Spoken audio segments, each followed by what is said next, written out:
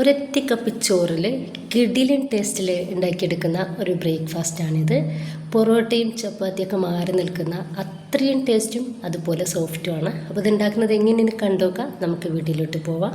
കണ്ടുകൊണ്ടിരിക്കുമ്പോൾ ഇഷ്ടമാവുകയാണെങ്കിൽ നിങ്ങളുടെ എല്ലാ സപ്പോർട്ടും ഉണ്ടാവുക.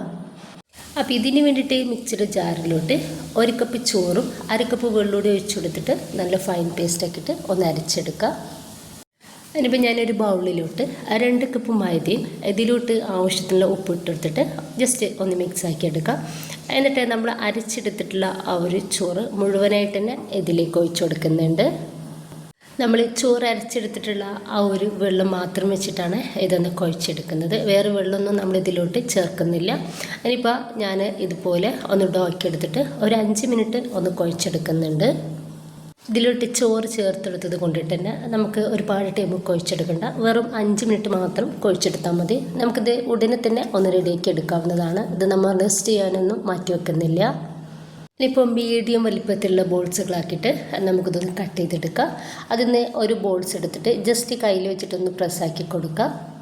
അതിനിപ്പോൾ കൗണ്ടർ ടോപ്പിലേക്ക് കുറച്ച് മൈദ ഇട്ടെടുത്തിട്ട് നമുക്കിതൊന്ന് പരത്തിയെടുക്കാം. ഭയങ്കര സോഫ്റ്റ് ആയിട്ടാണ് നമ്മുടെ ഒരു മാവ് ഇരിക്കുന്നത്. അതുകൊണ്ട് തന്നെ വേഗത്തിൽ നമുക്കൊന്ന് പരത്തിയെടുക്കാൻ വേണ്ടിയിട്ട് പറ്റും.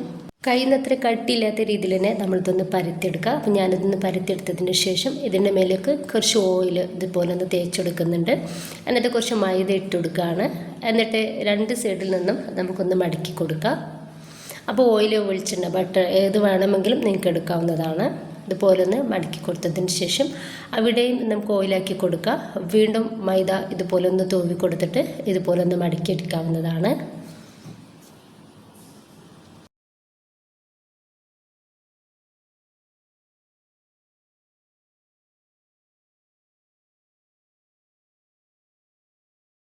ഇതുപോലെ ലെയറോട് കൂടിയിട്ടാണ് നമ്മൾ മടക്കിയെടുക്കുന്നത്. മുഴുവനായിട്ട് ഇതുപോലെ ചെയ്തെടുക്കുക.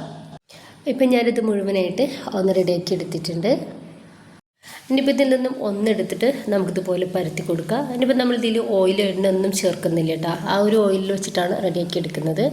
ഇനിയിപ്പോൾ നന്നായിട്ട് ചൂടായിട്ടുള്ള പാനിലേക്ക് നമുക്കൊരു പൊറോട്ട ഇട്ട് കൊടുക്കുക. ഏറ്റവും ലോ ഫ്ലെയിമിലിട്ടിട്ട് വേണം നമ്മളിത് റെഡിയാക്കി എടുക്കാൻ വേണ്ടിയിട്ട്. 2-3-4 പ്രാവശ്യം നമുക്കിത് തിരിച്ചു മറിച്ച് ഇട്ട് കൊടുത്താൽ തന്നെ ഒന്ന് റെഡിയായിട്ട് കിട്ടും. നല്ല ലെയറോട് കൂടിയിട്ടും നല്ല സോഫ്റ്റും ആയിട്ടാണ് നമ്മുടെ ഒരു പൊറോട്ട ഉള്ളത്. അപ്പോൾ അത് പാനിൽ നിന്നും ഒന്നെടുത്ത് മാറ്റാം. ഇതൊന്ന് റെഡി ആയിട്ടുണ്ട്. അപ്പോൾ മുഴുവനായിട്ടും ഞാനൊന്ന് ചെയ്തെടുക്കുന്നുണ്ട്. ചപ്പാത്തിയേക്കാളും പൊറോട്ടയേക്കാളും 10 മണിക്ക് രുചിയിലാണ് നമ്മളിതൊന്ന് റെഡിയാക്കി എടുത്തിട്ടുള്ളത്.